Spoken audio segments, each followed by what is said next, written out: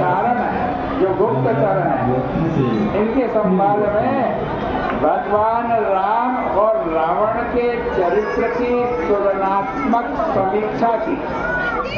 आपस में वो बात कर रहे थे, रावण कैसा है, देखो राम जी कैसे, रावण कितना दुष्ट है, अपने भाई को भी लात मार करके निकाल दिया, और राम जी कैसे हैं, जो शत्रु के भाई को भी हृदय से लगाते। अब जो और बंदर थे उनको समझते देर नहीं लगी कि ये दोनों लंका के गुप्तचर हैं। दोनों को तत्काल बंदी बना लिया गया, सुख और सारण, और न्याय के लिए सुग्रीव के समक्ष उपस्थित किया गया।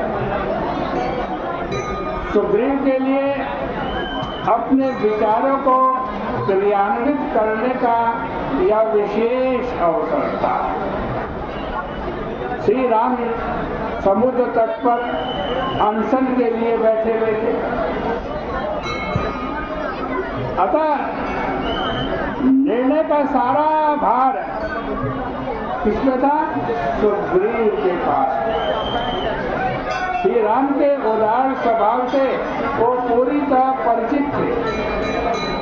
उस औदार्य की पराकाष्ठा को उन्होंने विभीषण के प्रसंग में अच्छी तरह देख लिया। उस तरह का कोई अवसर न आने देने के लिए उन्होंने अपनी पूर्ण नीति से संशोधन कर लिया।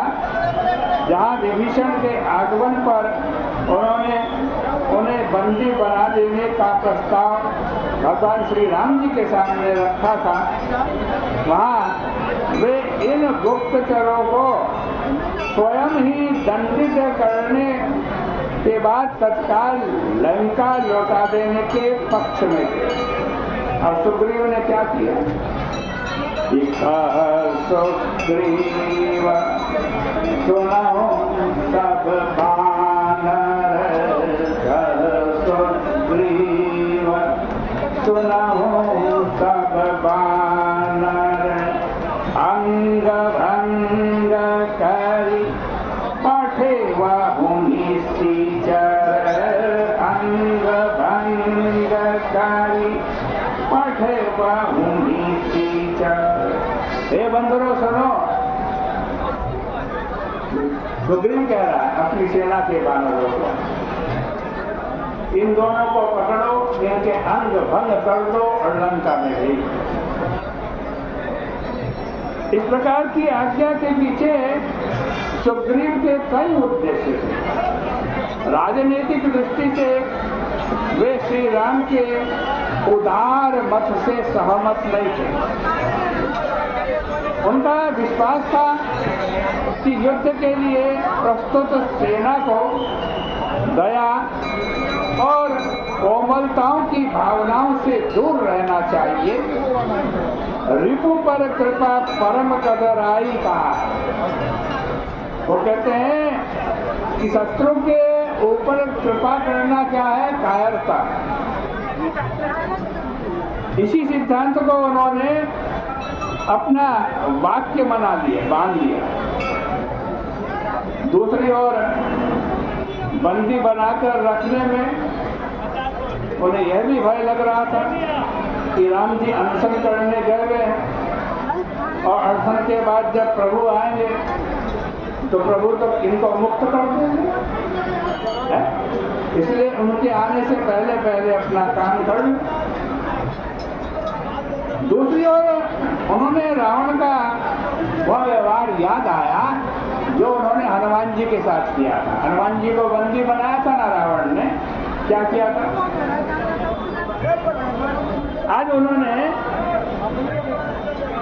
राक्षसों को आदेश दिया कि इस बंदर के अंग भंग करने के बाद किष्किंधा लौटा दिया जाए। जैसे रावण ने किया वैसे हमें भी करना चाहिए। रावण ने हमारे दूत को बंदी बनाया, अंग भंग करने का आदेश दिया, तो हमें भी बंदी बनाना चाहिए, उनके अंग भंग करने चाहिए।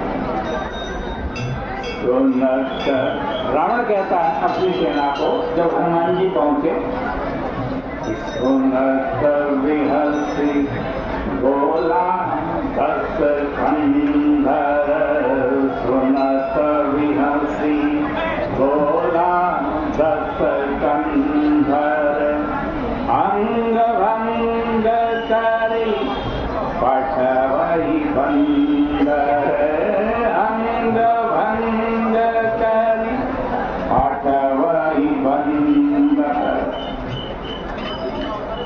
सुग्रीव ने